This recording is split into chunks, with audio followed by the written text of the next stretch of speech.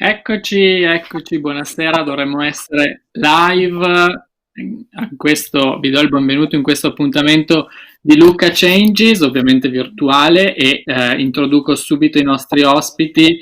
Shamim Sarif, scrittrice e filmmaker che ha appena pubblicato in Italia da Longanesi il suo Athena Protocol o Athena Protocol, per meglio dire, e poi anche lo scrittore Patrick Ness, anche lui grande scrittore, ha pubblicato diversi libri per Mondadori, tutti pubblicati in Italia da Mondadori, come E l'oceano era il nostro cielo, e ancora prima la trilogia di Chaos Walking. Ora noi magicamente inizieremo a parlare in inglese, ma avrete anche la possibilità di sentire la traduzione del nostro dialogo. So I'll switch to English. Thank you everyone to be here. Thank you for having us. Great to be here. Great to be here. Only wish we were there in person. Yeah, we wish that too, but we'll have a great conversation anyway. So I'll just start to ask you, because this event was conceived because you two know each other personally. So I'm curious about the fact that you know each other and you have a very strong friendship. So, I mean, how did you two meet, and what can you tell us about your friendship? Well, we met at the most insane conference in Munich, Germany. We were on a panel together about storytelling. Shamim was there as a film director, and I was there as a writer. And the conference was so weird and alienating that we both started making fun of it together. And I think that's just how we realized that we were simpatico.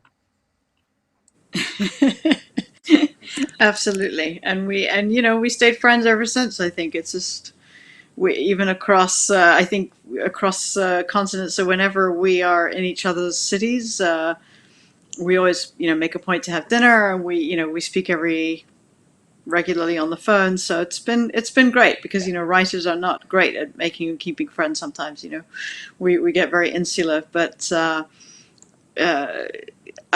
For me as a writer, it has also meant a lot to know Patrick, because I'm an admirer of his work, but also I think he opened me up to the fact that writing books could be not just you don't have to be a starving artist in a garret writing books. You can just actually make a career out of it and work in the film industry as well, which was a combination that I was struggling with before. So it's I think we bonded on many different levels. Agreed. And I think there is also like a literary, thematic bond between you two, a very strong connections among the things you wanna tell through your books. Is that correct? There is a similarity in the messages you wanna express. I think the obvious one is we are both always, I think, often championing LGBTQ characters front and center in our books, for sure. And maybe for Patrick more boys, and for me more girls. But I think it's very important to both of us that we can tell stories that are. Sometimes that will be the subject of the story. Sometimes the characters are just who they are. And I think it's great. We both grew up, I think, in a time where that was not always the case in representation of LGBTQ characters. So I think we're very, I don't know, I definitely, it's something that comes naturally to me, and I'm very happy to have in all of my work. Agreed. Okay, we'll talk about more later. But starting from Athena Protocol, that is your novel, Shamim, that has been recently published in Italy too, and it's refreshing to see that you have in your book strong female protagonists, especially in a young adult spy action book that is typically male dominated. at least in tradition. So why Yes. did you choose that, and how did you manage to write such a spontaneous and natural stories about girls that are in these roles? I think I chose to do it because I wanted to explore how women could help other women in a world where governments are short of time and money and sometimes the willpower to change things that affect women disproportionately. So that might be education, it might be trafficking, it might be domestic violence, it could be, there's a whole lot of things. And I thought it would be interesting to do this in a series where women literally go out and take the power, because it creates a lot of moral dilemmas. Should you be crossing that line? It's almost like a vigilante justice. Yeah. And what are the problems associated with that? It's great on the one hand, but on the other hand, these women have to live with what they do. They have to maybe make mistakes and live with that. And also, I wanted it to be a real world where women then have to go home and deal with their mother or their spouse, or lying to the people that they are close to. So it's less of a fantasy world and more grounded in a real world, even though it's an unlikely scenario of a secret agency. So. And there's also the theme of the duplicity of like hiding one's identity, but at the same time finding one. Very much so, and I think these women, I think almost all of them, for all of them, Athena, the agency, feeds something very important to them. It strikes at the core of what they believe in and what they care about, but at the same time, it's something they have to hide from the outside world because they are operating outside the law, and they could be arrested, they could go to prison, they could be killed in the line of duty. So it's a very conflicted passion for all of these women, and I thought that was an interesting conflict to have, because for me, the plot and the mission and the bombs and the guns are one thing, but the most important, interesting conflict for me is everything that people are going through internally. So it was very important for me to build that internal conflict. And Patrick, in your book as well, there are obviously girls and female presences that are strong and important. How do you deal with writing these kind of characters, and how do you balance all the characters in your books? Which book are we talking about? I mean, in general, in your style, I think, Okay. or even yeah, that's in okay. the.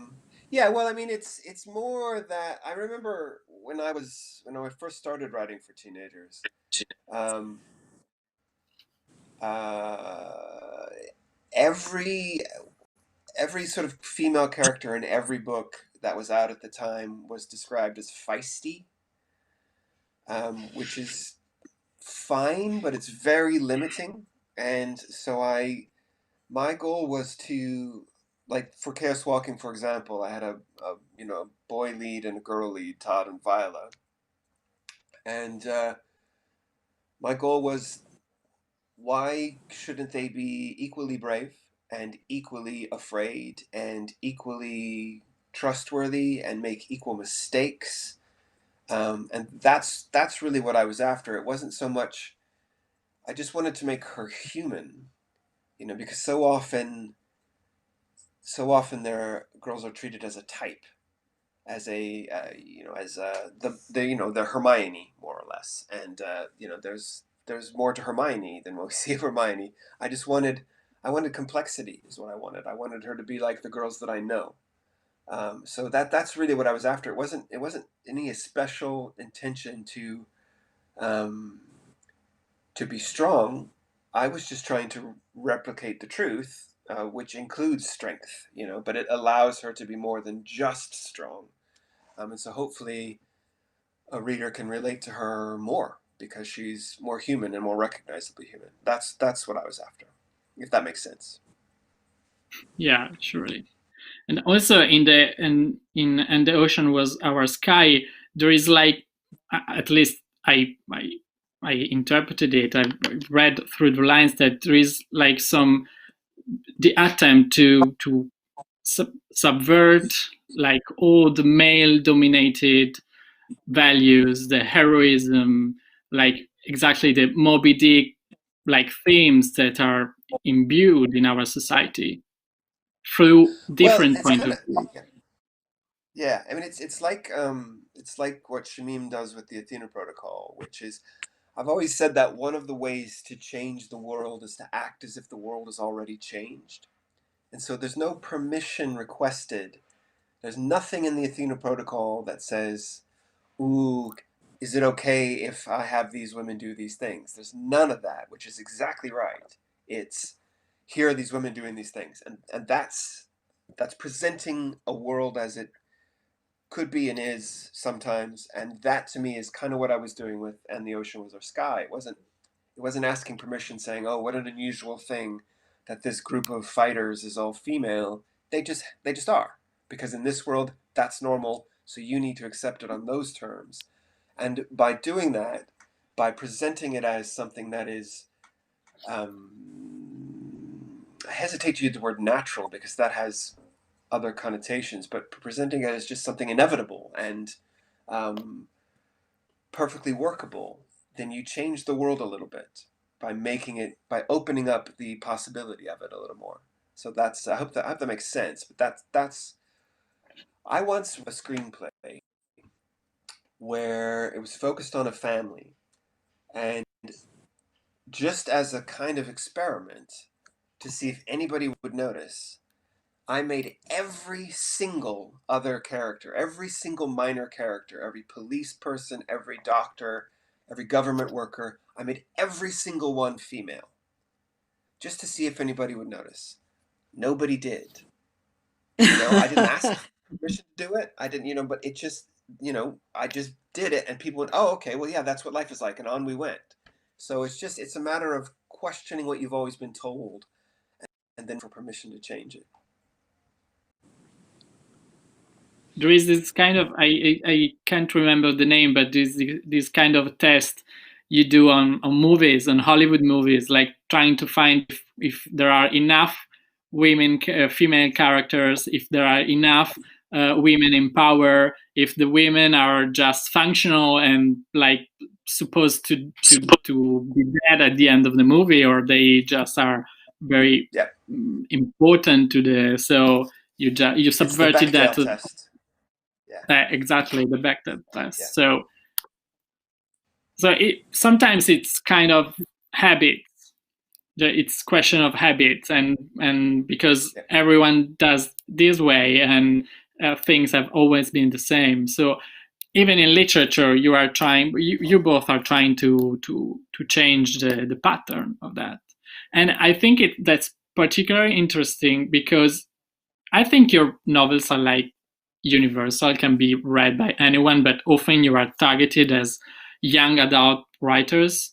So do you feel that like a responsibility, something that add pressure or exactly responsibility to the way you write and the message you convey? Who want to Uh, answer first? do you mean being in the young adult category, having an extra Yeah, because responsibility? you often you are presented like young adult writers that talk to a younger audience, so the baby has to create their own opinions, their own word. So is that a responsibility you feel? Uh, for me, I have to be honest that I did not set out to write Athena Protocol as a young adult book. I just wrote the book that I wanted to write.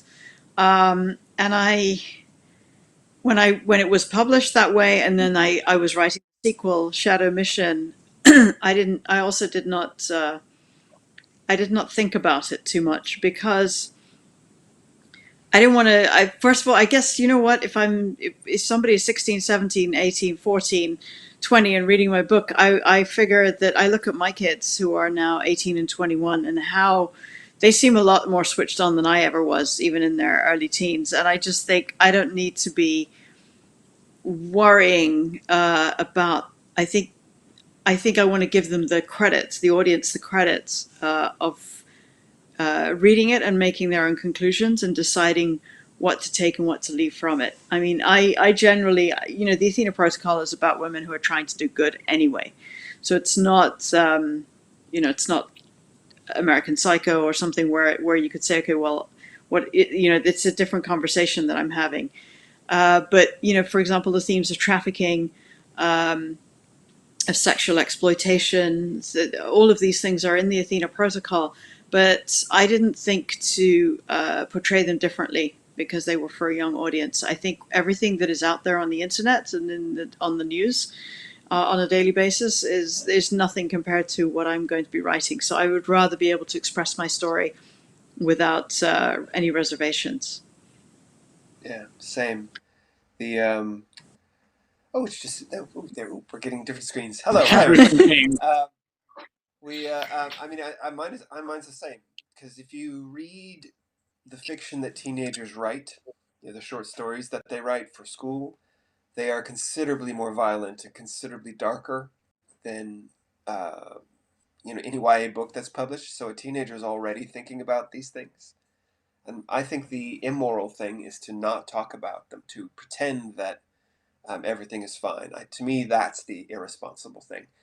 But if you tell the truth about what's difficult and what's all the hard stuff that happens in a teenager's life and in their mind and in their thinking, then when you also tell the truth about what's good, about what's possible with friendship, what's possible with trust, what's possible about the future, then you're believed because you haven't lied to them about the darkness. So I gotta say, this question comes up a lot for YA writers, like all the time. I've had this question probably 100 times.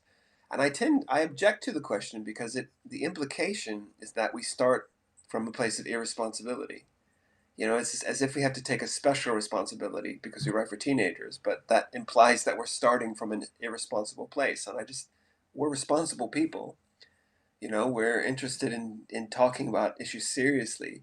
So why would we have to change for teenagers? It's not like we're out there writing irresponsible books for adults that we suddenly have to change for teenagers. So I tend to object to the question a little. I think if you tell the truth and you earn what you write, then you're fine. You're covered, whatever age group. Yeah, I just meant that maybe writing to a younger audience, or stories that are particular, that has younger characters in them. I don't mean that you have a responsibility to change the way you write, but maybe you feel like you are giving, let's say, examples that young people can see themselves in the characters you present. So it's like that you have a power to change how people can expect to be depicted. So it was in a positive way that I said that. Yeah, to a degree. Because to a degree, but if you're telling the truth, I mean, I'm going to want to tell a story because it's something that appeals to my heart. There's something in me that is responding to it. And usually when I write for teenagers, it's because it's something I didn't see when I was a teenager, and that I want to say that this is a possible life for you. So yeah, I mean, there is that, but I think the opportunity to change, the opportunity to affect a reader and to give an example, comes with the territory, comes with the story you're going to tell. And if it's for teenagers, you see what I mean? It's embedded in the premise rather than something that you choose to do later. And so, I'm aware I'm never going to write a book. I'm never going to write a book saying that suicide is a good thing, for example. But then why would I? Why would anyone? And so that I suppose is how I think of the question. But yeah, of course I'm just going to try to make a teenager as real as possible, which to me is hugely positive, because that's the thing that to me doesn't happen for teenagers. They're depicted as a type or a stereotype. And so if you make them human enough, then wow, then you've got all the places that you can relate to for a reader, I think. So I'm talking a lot. I'll just shut up now. No, but I agree, and I think the ultimate responsibility of any writer is to tell the truth, and I mean that's what comes through in spades. When you read something like Burn, when you're reading any of Patrick's books, and I hope my books to an extent, but that it's about trying to find the truth about that one particular story or that one particular group of characters, and that's the ultimate responsibility, because that means that you're not manipulating anything.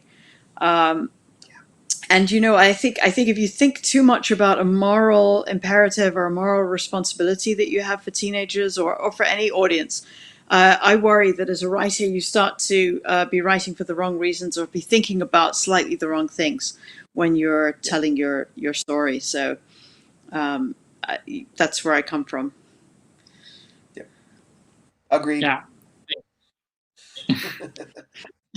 Thank you. Every time I get an agreed, I feel very, very happy. Thank you. Validated and on the same page. So always in Athena Protocol, Jessie, the protagonist, finds herself attracted to Paulina, and that is depicted in a very spontaneous way. It's something that happens, and also her mother reaction to like, it's not really a coming out, but what she sees, this attraction is very pure and natural. Do you think that we need more stories like that? I mean, we're used to read about. We are still used to read about tragic LGBT stories, but there are a way to tell, as you said before, to tell LGBT plus stories without telling them. I mean, without pushing them too much or forcing the themes to the readers. Am I right about that? Definitely. I think it's very important for me that that this relationship came across as a natural relationship. I mean, without giving anything away, she might not have been the right girl for Jessie to pick, but that's part of the story and Jessie's journey. To growing up and to learning, because you can't choose sometimes who you're physically attracted to, and sometimes when you're young you don't have the experience to think about where this could lead. In terms of the coming out, I see very much that it was a coming out that Jessie has at the end, and I thought it would be interesting to do basically the complete opposite of what I experienced, and that have her come out to a mother who would probably be more excited about it than Jessie is. So but it was also a way to explore the fact that just because you have parents who are cool with you being gay or whatever doesn't mean that it's always easy because of the parent relationship. Sometimes she doesn't want to share this with her mother because it's hard for her to talk about the relationship or her emotions. She's a coder. She's not somebody who's particularly comfortable talking one-on-one with her mom or with anybody else. So that coming out was difficult for her, not because she was worried about the reaction from her mother to being LGBT, but purely about the emotional openness and revealing that part of herself. So I thought that was kind of, tender and nice about it. I still like that section of the book a lot. Yeah, those are wonderful pages. But could you recall? If I do say so myself, that was a bit maybe over the top, but there you go. No, that's okay.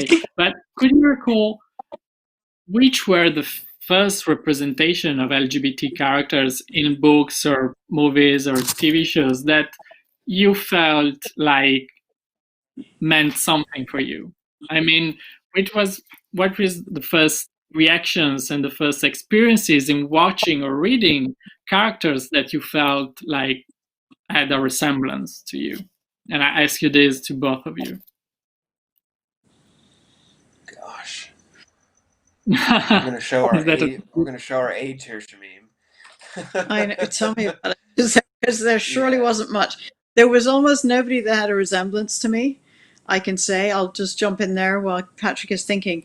I can say that honestly, I read Little Women and I was pretty convinced that Jo was gay, and I was really pissed off when, in the sequel, she ended up married to the German professor. Having said that, I think in terms of films, I think Desert Hearts was a big one for me. I remember being 16, 17 when that came out, watching it on a black and white TV in my bedroom. And what was the other thing? Fried Green Tomatoes, which was Oh yeah. really trying not to be an actually open lesbian relationship, just two friends. But but of course, I was obsessed with it at the time because there was nothing much else around, to be honest. Yeah, I guess we had Stephen Colby on Dynasty. Oh, And, I what a had a role crush on model. Ballard in Dynasty, by the way, all during my mid-teens. The first one. Yeah. Yeah, I mean, the 80s and 90s were either that's all the story was about, it's 100% about them being gay and nothing else, or, for men, AIDS. And that was it. We had coming out or we had Yeah. AIDS stories. And there are very good examples of both. But it did tend to make you think that your life was very narrow. And so that's what I really try to do in the books that I write now, which is um, allow a character to be LGBTQ plus, um, as well as a bunch of other things, as well as the hero, as well as really skilled at something, as well as that's what's really important to me, to make it not just. Of course, it's important. Of course, it is. That to say that it's not is wrong. But to make it more, to make them more than just that. That's what I wanted. I wanted to, I wanted the chance to be the hero. I wanted the chance to be, even the villain sometimes, because the villains get the best lines, and they get the best, the best Yeah. stories. So I just want them to be. I just want. I wanted to read gay people who were doing more than just being gay all the time, if you know what I mean. And Beyond the level. yeah, yeah, yeah.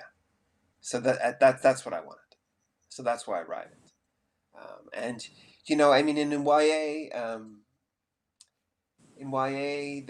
there's always been sort of coded characters. The hidden ones, the best friend who's clearly going to come out later, that sort of thing. And then there are the irritating examples like Dumbledore, Yeah. where it's like, oh yeah, I think he was gay. I'm like, okay, great. So he wasn't gay on the page at all, ever, in any circumstances. But okay. I wanted them to kiss and have sex and not be ashamed of it, and then to get on with their lives and do all the other things that they care about. So that's what's been important to me. Do we really want to open the Harry Potter chapter of LGBT representation Nope. and everything that comes with this? Yeah. Nope. She's No, got some issues. Don't you want to comment on that, Shamim? no. Okay. Thank you. I think the less airtime it gets, the better. Actually, because we've moved on. The rest of us, I think it's time to just let's look at what we want. Yeah, exactly. So, and you both worked and are working for movies and television, and both Athena Protocol and, for instance, the Chaos Trilogy will be turned into TV shows or movies. And what is your approach to these, like, to the diversity that comes in these media, and like, how do you feel like seeing your works translated in another medium, but also if you feel like representation and diversity inclusion are treated differently in these domains? Well, for me, it's the Athena Protocol has so far been a happy experience compared to, because I've always written and directed movies from my books, but Yeah. because those books were female led, and they were about women of color, and they were about LGBT characters. This was always a problem for the past 15 years of my life, a problem to finance, a problem for distribution. I have sat in many meetings in Hollywood and elsewhere where they have said, could you make one of them a man? Could you de-gay the character? Could you make one of them white? So, these are things that people would say without batting an eyelid. Now, the conversation has changed in film and television.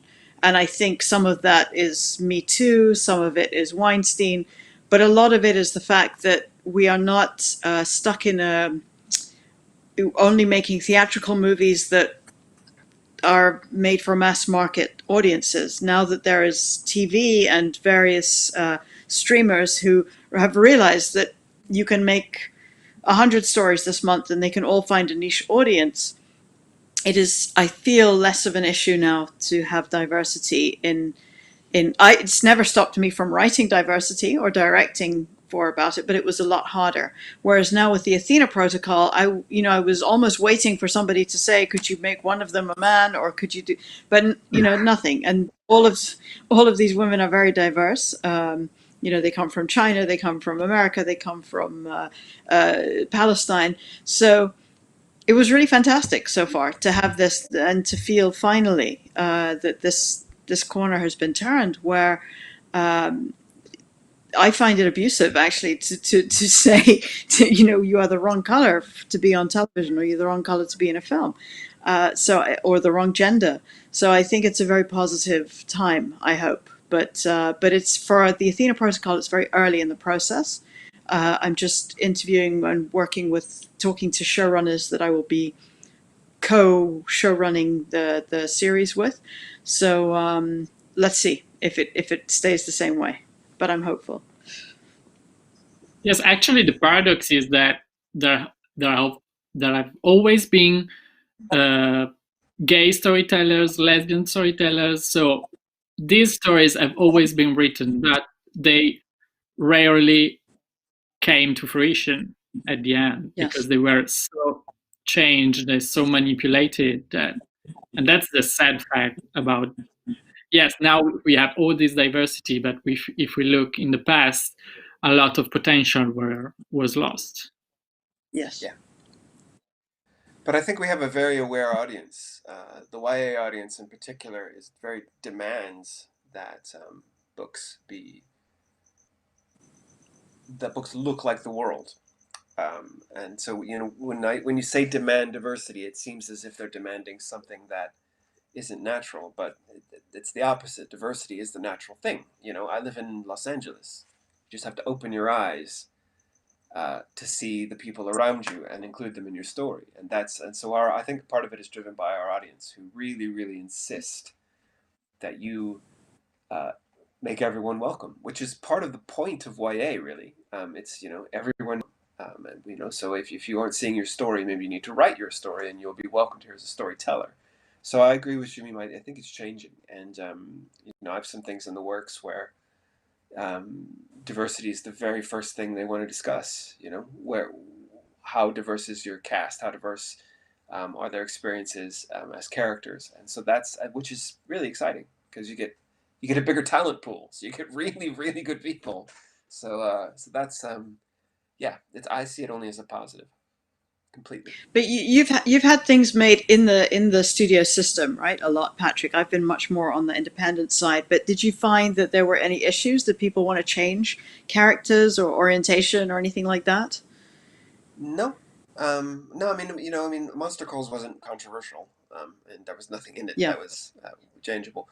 And Chaos Walking, kind of the opposite.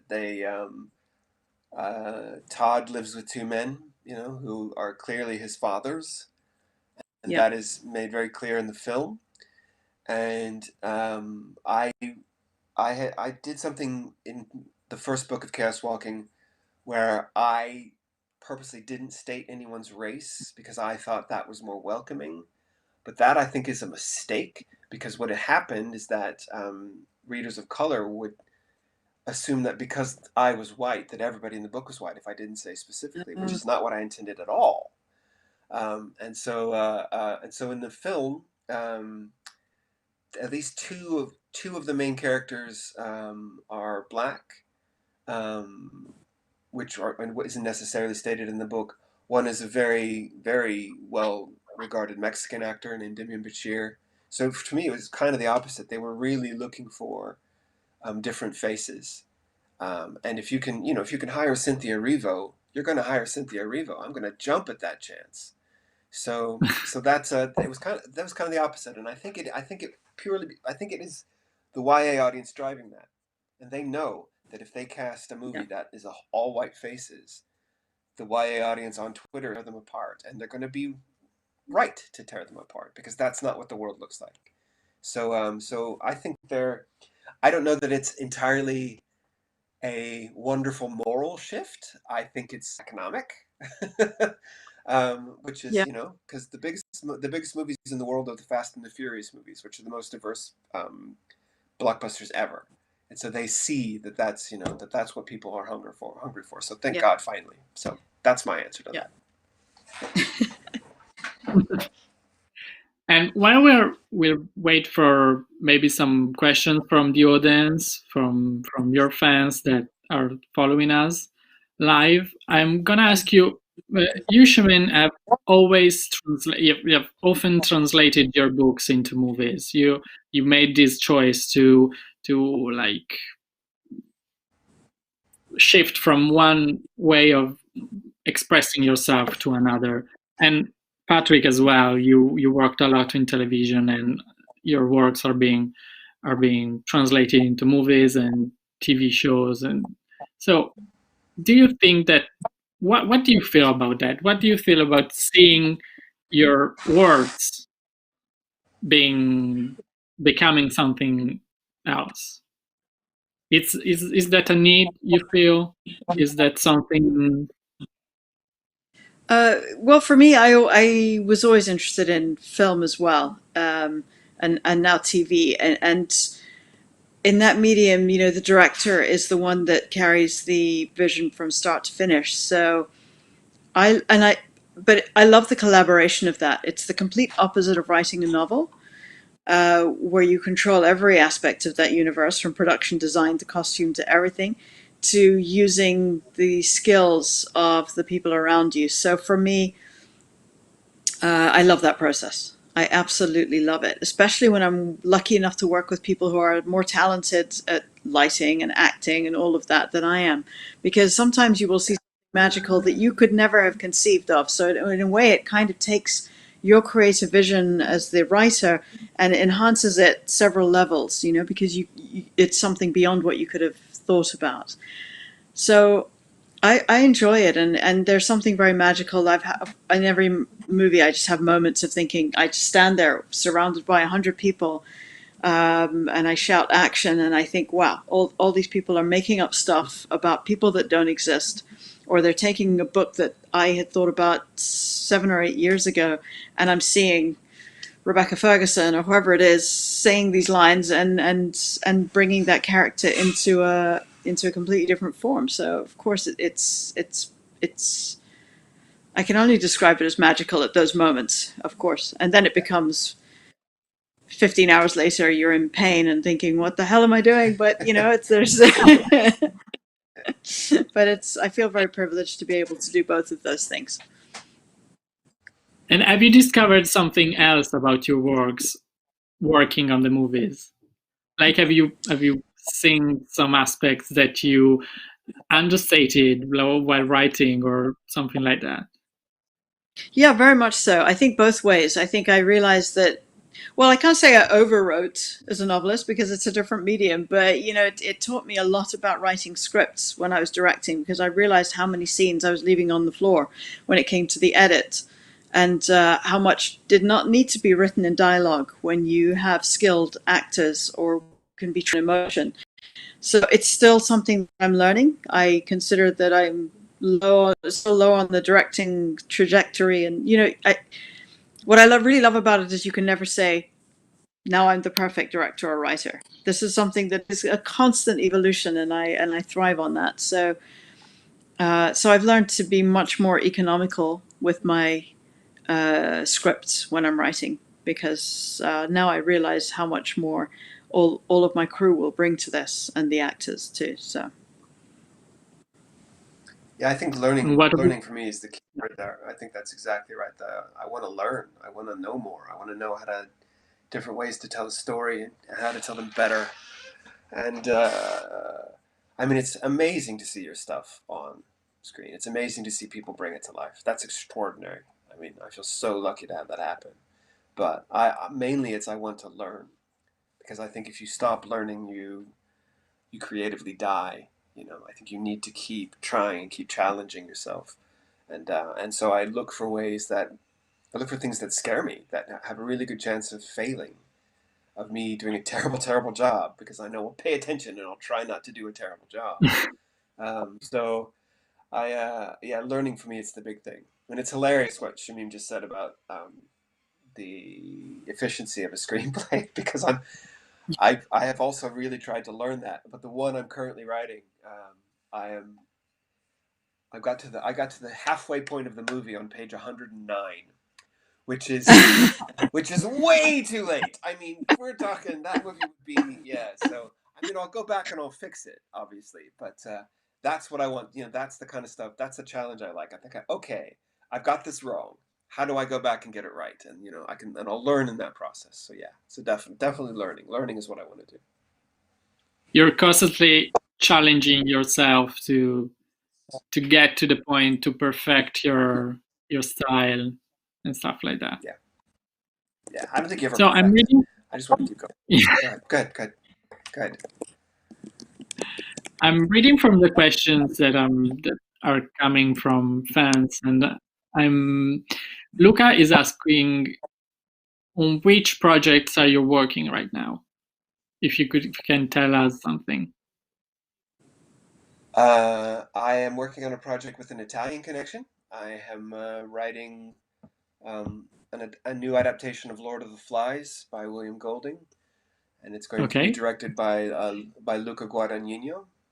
Call Me by Your Name, and we are.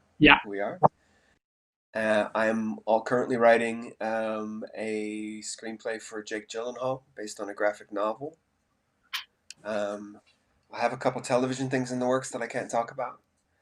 And I'm trying to figure out what my next novel will be. So I'm busy. You're pretty busy. Yeah. I've been looking for this. That's what I've been looking at. But I have a new novel coming out in Italian in February. So this is a new translation of More Than This. That's the cover. I'm probably not supposed to show you, but there it is. I can't read. Come out in February. Okay. And that's the Italian cover then? That's the Italian cover, and it's called Molto più di questo. Okay. Much more than this. Yeah. Literal translation of the title. That's beautiful. I love that. I love that book. That's one of I shouldn't pick, but that's one of my favorite ones of your books. Comes out in February. There you go. We'll wait for that. And what about Shamim? What are you working on? I'm currently editing and doing post-production on a movie that I just finished shooting in Canada for an American network. And then I'm also working on the Athena Protocol for TV. And really the process now is like building the team so that I have somebody that will help me showrun. And then I have 2 feature films that we're trying to shoot, that I've written, that we're trying to shoot next year. One is a romantic comedy set in India and the UK, and the other one is a drama that I think we will shoot in March, April in Canada. And then a bunch of other TV projects. So yeah, super busy, but not working on any books right now. Okay, and you both are working very hard and you're very busy, but so are we gonna expect some new Athena Protocol novels in that series? Do you plan to?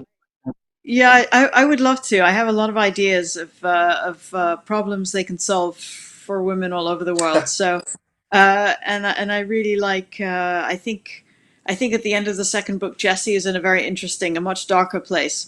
So I would be interested to explore how how she behaves in the next book. So yeah, maybe. But I think I must finish my. It's never going to be finished. But anyway, we'll see. Maybe in a few months I start that. Hopefully so. So, Yeah. I see Mirko is asking about a certain fantasy female writer having problematic comments on transgender people, but I think you don't want to answer to that. So I'm asking another question from the public, and it says, if during this lockdown, during the quarantine, have you felt like more productive? Have you written more, or have you worked more, or on the opposite, the actual psychological climate was like terrible for working and writing all the creative stuff? I've written a lot of Instagram posts about J.K. Rowling. He's gonna go there now. I'm going to go there because it pisses me off. You're answering that question. The experience of someone who has absolutely no direct personal experience of what it's like to be trans, trying to dictate what trans life is like for young trans people, pisses me off. It's harmful. I have a transgender niece. I remember what it's like being a gay kid. I remember these are the same arguments that were used to damage gay children in the in the 80s and 90s. They think, oh, they can't decide for themselves, and well, what about the safety of the straight kids and blah blah blah blah blah. None of that stuff ever happened, and it'll never happen with trans people. They just want to be able to live their lives in peace and happiness like the rest of us. And so the bullshit that J.K. Rowling talks is harmful to all of the young trans people that I meet, and that's why I'm so angry about it. That she lives in this kind of literal castle where she can theorize all she likes, but my direct personal experience with young trans people screams to me how wrong she is, and it makes me very, very angry. So I'm not afraid to talk about that. But yes, I've been writing quite a lot in lockdown. I have. It's been quite fruitful because I'm used to sitting in my office by myself, so nothing much has changed. So. What The about same. you, Shamim? The same. No. I've been working a lot, and I think when I actually started this film that I just finished. I started it in February, in beginning of March in Winnipeg when everything was shut down. So we were in prep for the film, and I had to come home. Thank God I came home because they said, "Oh, it'll be 2 weeks," and we know how that turned out. But I came home and because of all of this shutdown, I panicked and I said to Hanan, "That's it. I'm anxious. I can't work." And she said, my wife, she said, "No, don't be ridiculous. There's your writing desk. Go sit there and get going." So I've been working a lot, and honestly, I consider myself lucky that I have a job where I don't have to wear a mask all the time, and I get to escape some of the anxious reality into a fantasy world. But then I got to go back 2 months ago to Canada to shoot this film, and that was also a great experience because not very many things are shooting. So then I did have to wear a mask all the time, but it was really great to be working with actors and with a crew again. So I also enjoyed that, but I think now everything is going crazy again in all of our countries. So it's good to be back and back to writing. Do you think all this COVID stuff and coronavirus complications and problems will reflect on literature in some way, in your own or in general in literature? Well, it probably has to, because if we are paying attention to the world, it kind of seeps in. But I'm also looking at all of these television projects that are about, the COVID experience and life in COVID, and all I'm thinking is, I don't want to watch those. I want to escape. I want a bigger world. I want someone to take me to a much larger place than that. So I don't know. It's a balance. Maybe we need a little bit of time. Because right now I don't want to watch a TV show that is a bunch of boxes on a Zoom call. Yeah. Because my life is like that, and thank you. I'd like to escape instead. So that's what I say. Yeah, I agree. I think it's going to inform the themes that writers think about for sure, because we are thinking about the whole world differently. We're thinking about the way we interact differently. Climate change. There's a lot of stuff that's interlaced with this COVID experience that I think will be, with time, as Patrick says, will come out in a lot of different interesting ways. But I'm not specifically writing anything or looking to put COVID or life under COVID into anything that I'm writing right now. Partly because I just can't bear it. I don't want to think about it. So. I have a script at the minute for a television episode at a network, and I have one line in it, and they're talking about I forget, something like they're talking about an alien force breaking into the world, and the lead actress, the girl, the teenage girl, says, "Oh God, are we going to have to quarantine again?" And that's about as far as I want it to go. That's about as much as I'll put in there. Yeah, that's right. It's a shared experience that we'll all be able to talk about it in some way. Yeah. Yeah, we hope everyone hopes that in some like distant future we could like see it in a lighter way, maybe, and maybe even joke about that.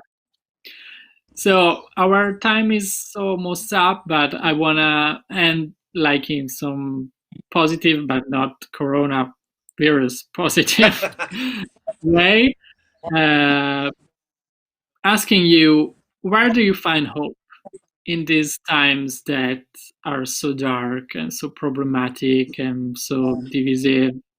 Where do you find hope in books, in family, in fantasy, whatever you like? Just tell us where you find hope and where we as well could find that. Other people, the friendships I have, the people I have, other people. I mean, this is so lovely. This hour has been just lovely and hopeful. Got lovely, lovely, handsome Paolo, and talking to one of my very dearest friends. And it's a sunny day in Los Angeles, and my little cats are running around, and yeah, that's hopeful. Hope is always in the people you love. I think for me, that's what I would say. The same. I would say in love and